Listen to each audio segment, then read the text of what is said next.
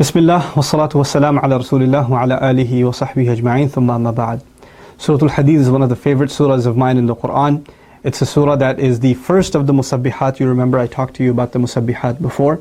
The reason I'm putting this lecture up first, and we're starting our journey into Ramadan with the lecture on Surah Al-Hadid, even though, if you remember, the plan for memorization was Jumu'ah, Munafiqun and Taghabun, 62, 63 and 64. Surah Al-Hadid is surah number 57. It wasn't part of the memorization plan. I still want you to listen to this particular dars of Surah Al-Hadid before going into the journey of listening to the durus and the lectures and the explanations of the other surahs, because this surah is the mother of all the Musabbihat. It is the major Musabbih surah.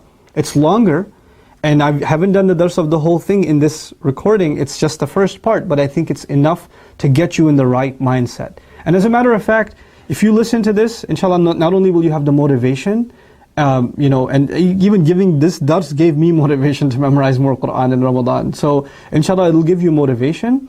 And second of all, while you're listening to it, the days that you're going to listen to it, 1, 2, 3 days, whatever, however long it takes, at the same time you should start memorizing Surah Al-Jumu'ah, Surah Al-Munafiqun. You should start memorizing those. So you don't, even if you don't memorize this surah, get into those surahs, because that's the plan. You get a little bit of a head start. But content-wise and lesson-wise, I wanted to start with Surah Al-Hadid, because again, it sets the right tone.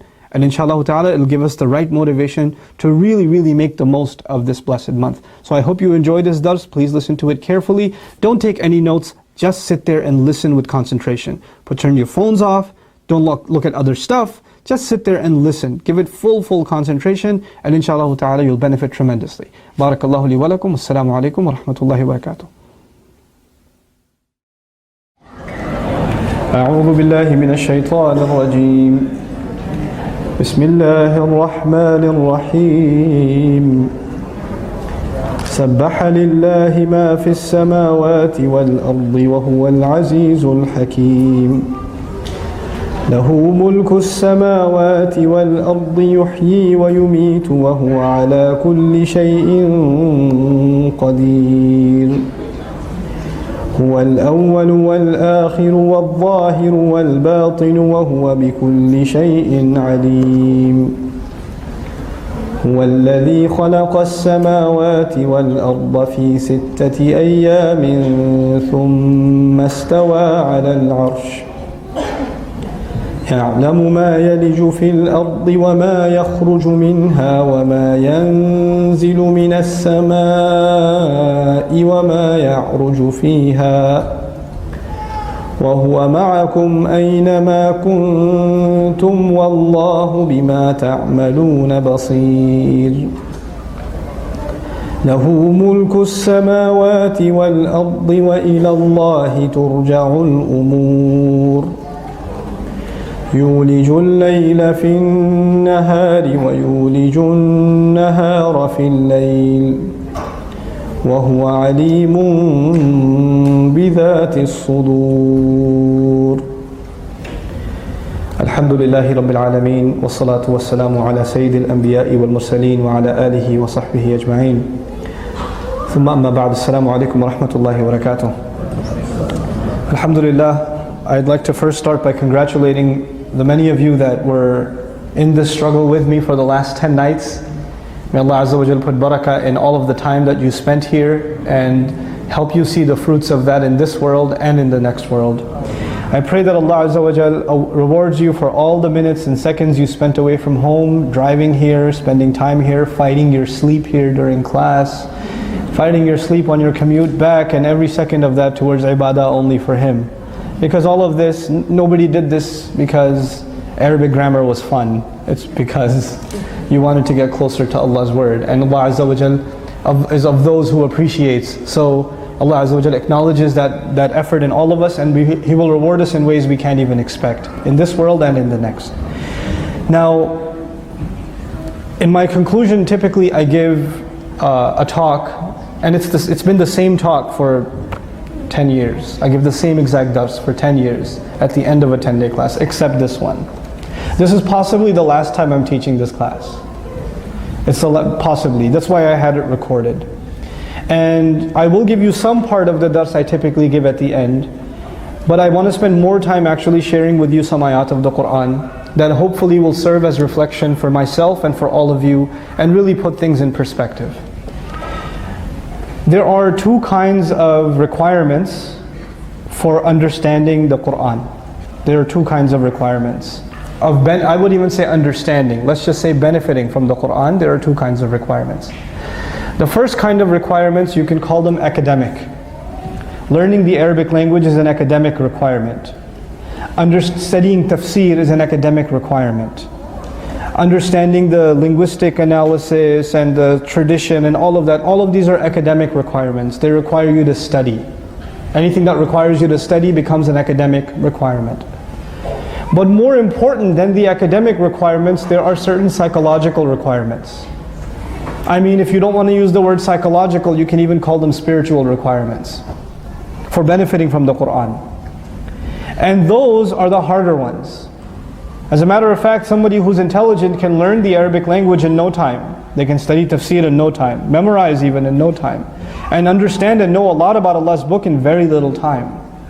But the psychological requirements, the attitude requirements, in really benefiting from the Quran, they are a lifelong struggle. They are something that you can meet at one point in your life and lose at a later point in your life. They are not something you get to keep. They are something you have to fight to maintain. And you have to, more than anything else, you have to fight yourself. I have to fight myself to maintain those requirements. I can tell you that 10 years ago I knew a lot less about the Quran. As the days and the months and the years went by, I knew more and more and more about the Quran. And even though in the grand scheme of things I still know very little about the Quran, those original requirements that are psychological in nature, I still have to struggle with those every day. I have to struggle with those. It's not like I graduated and I met those requirements. Like, you take prerequisites in college, you meet the prerequisite and that's it. You don't have to go back to it anymore. It's not the case with Quran. These requirements, they're of a different nature. And the first of those requirements is understanding and reminding oneself every single time, why am I learning this? Why am I reading tafsir? Why am I learning Arabic? Why am I memorizing these ayat? What is the point of all of this? The intention behind all of this? And all of you know the cliche answer, and the cliche answer is, this is so I can have guidance. This is so I can have guidance. That's the, Quran is guidance. We study it for guidance. But that term is used so often that we actually don't understand what that really means. What does it mean that I'm asking Allah for guidance? What that means is that on a given day, every single moment of my day, I will be presented with choices. Should I stay in bed or should I wake up? Should I look there or should I look down? Should I talk back or should I stay quiet? Should I earn my money this way or should I find another job? Should I pursue this or should I leave those friends? Should I hang out with them or should I not hang out? Should I respond back to the text message or not? Choices, all the time, every second of the day, you and I are going to be faced with choices. When we ask Allah for guidance, we are asking Allah for the strength to make the right choices. That Allah empowers us because of His word to make the right choices.